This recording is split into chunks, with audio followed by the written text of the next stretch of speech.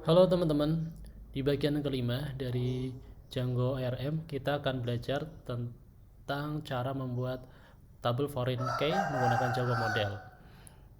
Pastikan juga teman-teman telah mengikuti tutorial sebelumnya di bagian yang keempat terkait dengan query set associate. Teman-teman bisa ikuti tutorialnya di channel Halovina Tutorial playlist Django ARM. Pastikan juga bahwa teman-teman telah mendownload repositorinya untuk mengikuti tutorial yang kelima ini. Jadi teman-teman perlu mendownload repositorinya terlebih dahulu di github.com/halovina/django-rm. Teman-teman bisa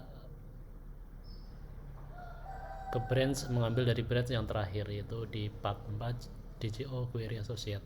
Oke, kita langsung ke tag editor. Saya akan mengaktifkan virtual environment terlebih dahulu. Walk on Django ORM. Terus kita ke home model.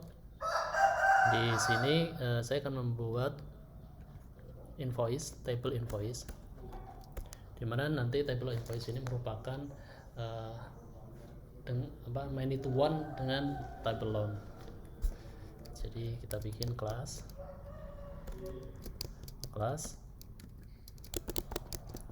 loan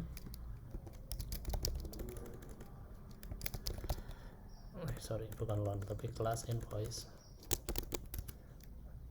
Saya namakan di sini loan invoice.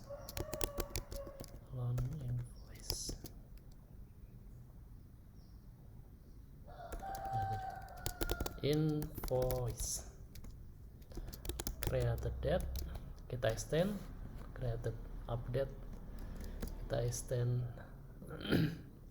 Kemudian kita namakan di sini, kita bikin seperti ini, loan, kemudian model dot foreign key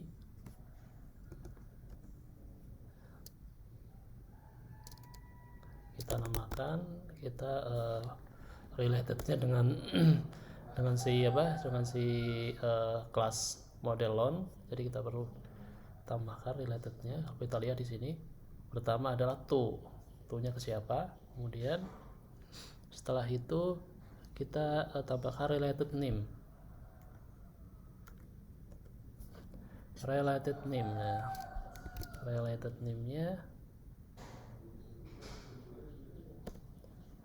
name ini kita namakan loan invoice.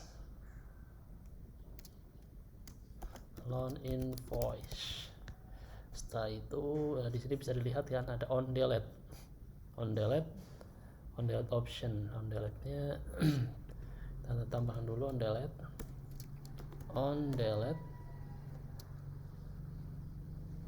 model dot protect.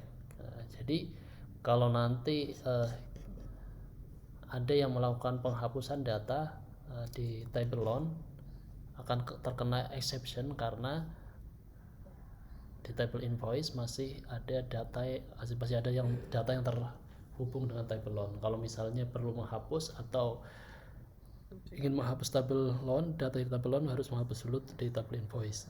Demikian juga kalau misalnya di table invoice ternyata datanya sudah kosong, ya berarti data yang ada di table loan bisa dihapus.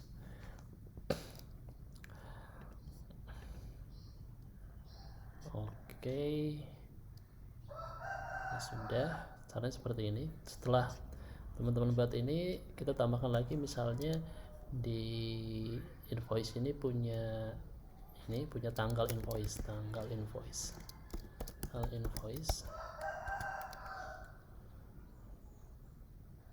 Kita samakan aja time field,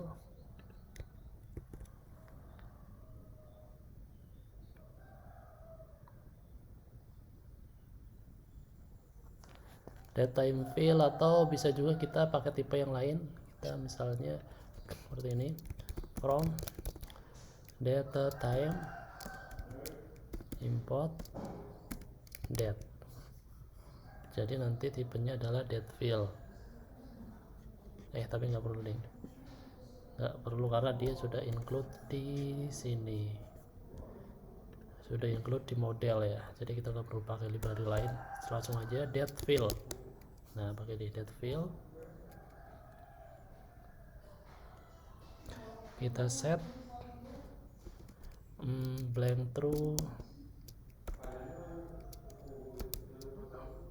Jadi kalau kita set blank true bisa aja defaultnya adalah blank true null true. Jadi kalau misalnya nggak di input pun tidak akan memberikan error. Setelah itu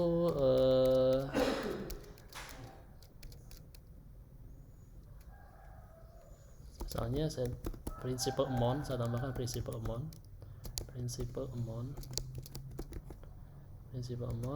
model dot float field. Model dot float field defaultnya adalah 0, default 0. Kalau float itu ya sebenarnya 0,0. Oke, ada loan, ada tanggal invoice, ada principal amount. Sekarang kita setelah kita meng-create kelas baru, maka kita perlu menjalankan make migration. Python manage POA make migration. Oh, kurang S. Make migration. Setelah itu jalankan perintah Python manage POA migrate.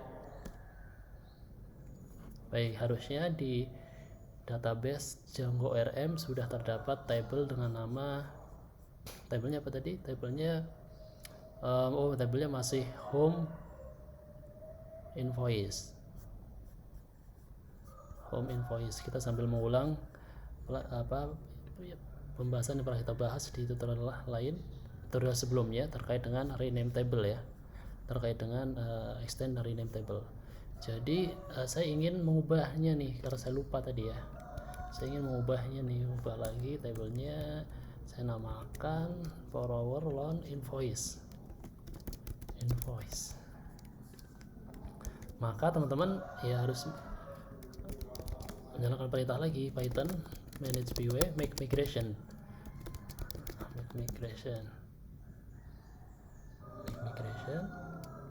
Python manage POA migrate.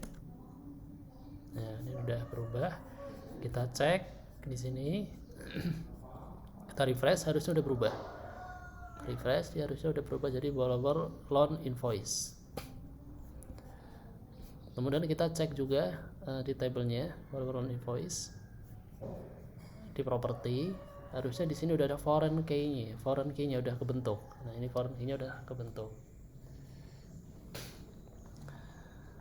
Oke, teman-teman.